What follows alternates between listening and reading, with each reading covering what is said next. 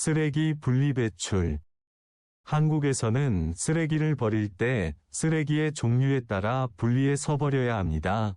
쓰레기의 종류에는 일반 쓰레기, 음식물 쓰레기, 재활용품, 헌옷, 그리고 대형 쓰레기가 있습니다. 일반 쓰레기는 종량제 봉투에 넣어서 버립니다.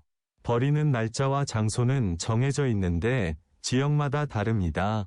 종량제 봉투는 마트나 편의점, 슈퍼마켓에서 살 수 있는데 5L, 10L, 20L, 30L, 50L, 75L짜리가 있습니다. 음식물 쓰레기는 최대한 물기를 제거한 후 버려야 합니다. 닭뼈나 달걀 껍데기와 같이 동물이 먹을 수 없는 것은 일반 쓰레기로 분리해서 버려야 합니다. 음식물 쓰레기는 음식물 쓰레기 수거통에 버리거나 수거통이 없을 경우 음식물 쓰레기 봉투에 담아서 버리면 됩니다. 재활용품의 종류로는 플라스틱, 비닐, 종이, 캔, 빈 병이 있습니다. 재활용품은 종류별로 분리해서 버리면 됩니다. 헌 옷이나 신발, 가방, 담요와 같은 것은 위류 수거함에 버려야 하는데 위류 수거함은 보통 행정복지센터 앞이나 주택가의 골목, 아파트의 쓰레기 수거장 안에 있습니다. 대형 쓰레기는 책상이나 침대, 냉장고, 텔레비전과 같이 큰 쓰레기를 말합니다. 대형 쓰레기를 버릴 때는 폐기물 스티커를 붙인 후 집 앞에 버려야 합니다. 스티커 비용은 쓰레기의 크기와 무게에 따라 다르며 행정복지센터에서 구매할 수 있습니다. 한국은 대중교통이 잘 발달되어 있는 나라입니다. 대중교통을 이용하여 가까운 곳뿐만 아니라 먼 곳으로도 편리하게 이동할 수 있습니다. 도시 간 이동에 가장 널리 이용되는 교통수단은 고속버스입니다. 서울이나 부산 등의 대도시와 중소도시를 연결하는 노선들이 많이 있으며 주요 노선들은 심야 시간에도 운행됩니다. 가까운 도시 간의 짧은 거리를 이동할 때는 시외버스를 이용하면 됩니다. 그리고 도시 내에서는 시내버스를 이용하면 도시 곳곳을 쉽게 갈 수 있습니다. 주요 대도시에는 기차역이 있어 철도를 이용한 도시간 이동도 가능합니다. 열차에는 KTX, SRT와 같은 고속열차와 새마을호, 무궁화호 등과 같은 일반 열차가 있습니다.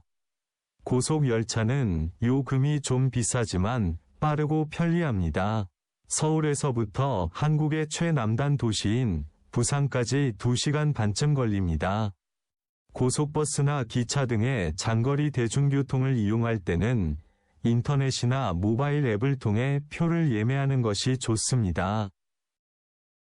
서울, 부산, 대구, 대전, 광주 등과 같은 대도시에는 지하철이 있습니다. 지하철을 이용하면 도시 안에서는 빨리 이동할 수 있습니다. 택시는 24시간 이용할 수 있는 편리한 교통수단입니다. 손을 들어 지나가는 빈 택시를 잡을 수도 있지만 모바일 앱을 통해 편리하게 택시를 부를 수도 있습니다. 한국인의 종교. 한국은 개인의 종교가 존중받는 다종교 국가입니다. 한국리서치의 여론 속의 여론 2023에 따르면 개신교를 믿는 사람 20%이 가장 많고 다음으로 불교 17%, 천주교 11%위 순입니다. 이슬람교 등 기타 종교를 믿는 사람은 아주 적습니다. 신자 중에는 남성보다 여성이 많고 나이가 적은 사람보다는 나이가 많은 사람의 비율이 더 높습니다. 그런데 종교를 가진 사람보다는 종교가 없는 사람이 더 많습니다. 개신교 신자들은 교회에서 예배를 드립니다. 그리고 다양한 모임과 활동을 통해 신앙생활을 합니다.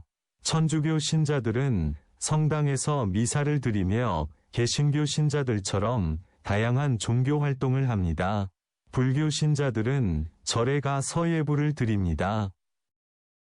한국에서는 예수님의 탄생일인 크리스마스, 양력 12월 25일과 부처님의 탄생일인 부처님 오신 날, 음력 4월 8일, 이 모두 공휴일로 지정되어 있습니다. 그날이 되면 교회나 절에 사람들이 많이 모입니다.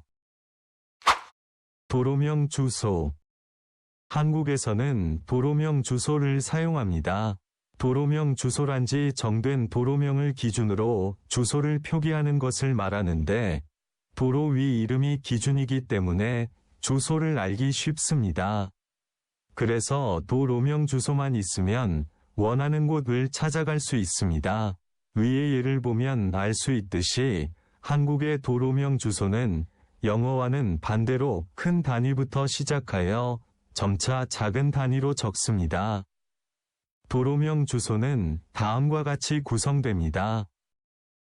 시, 도.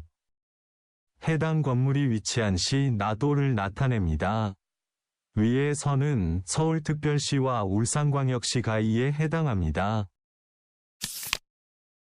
시, 군, 구. 시 나도의 하위 행정구역을 나타냅니다. 특별시나 광역시의 경우 군아군, 도의 경우 시 또는 군이 쓰입니다. 위에서는 종로구와 중구가 이에 해당합니다. 도로명. 해당 건물이 위치한 도로의 이름을 나타냅니다. 8차로 이상일 경우에는 대로, 2차로에서 7차로까지는 로. 로보다 좁은 길은 길로 구분됩니다. 예를 들어 달구벌대로, 테헤란로, 소담길 등이 있습니다. 위에서는 사직로와 종가로 가이에 해당합니다. 건물 번호. 해당 건물의 번호를 나타냅니다. 왼쪽 건물은 홀수, 오른쪽 건물은 짝수로 표시합니다. 위에서는 161과 345가 이에 해당합니다.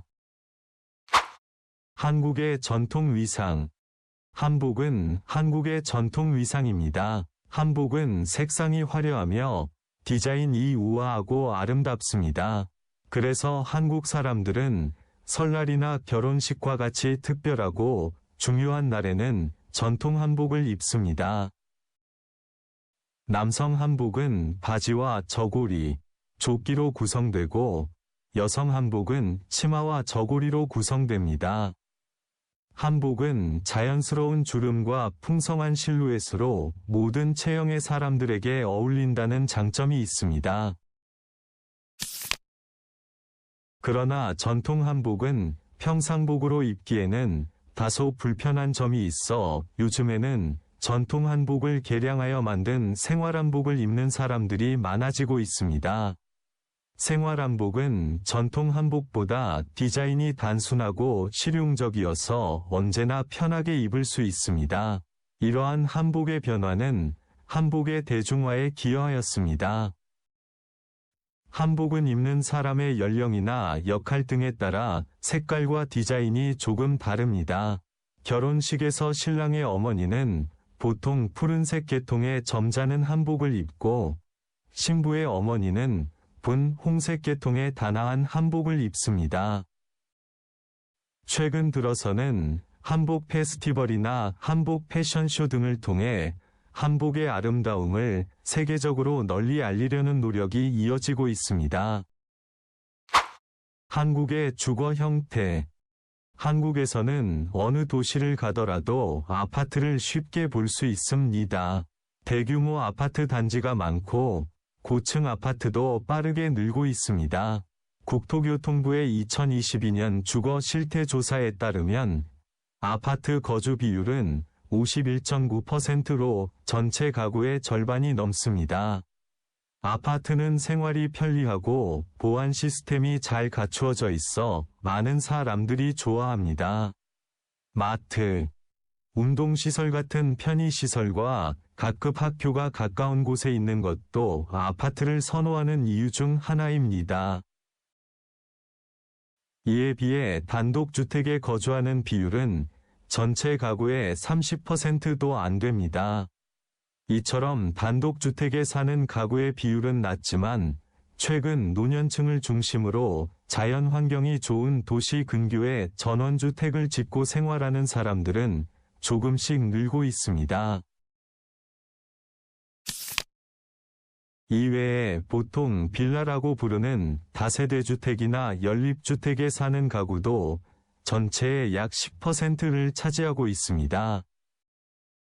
최근에는 1인 가구가 증가하면서 학교나 직장 근처에 원룸이나 오피스텔에 사는 젊은 사람들이 늘고 있습니다.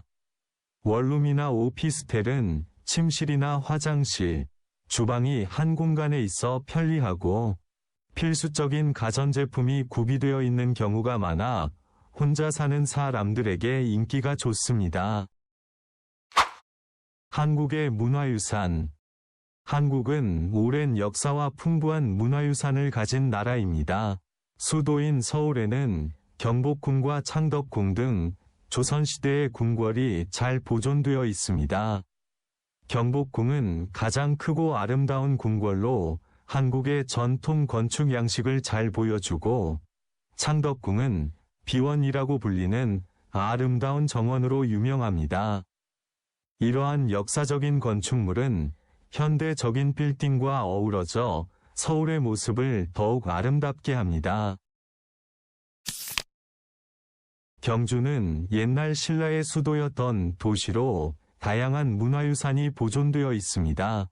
불국사와 석굴암은 신라의 불교 문화를 상징하는 대표적인 문화유산입니다. 불국사에는 아름다운 전설을 지닌 석가탑과 다보탑이 있습니다.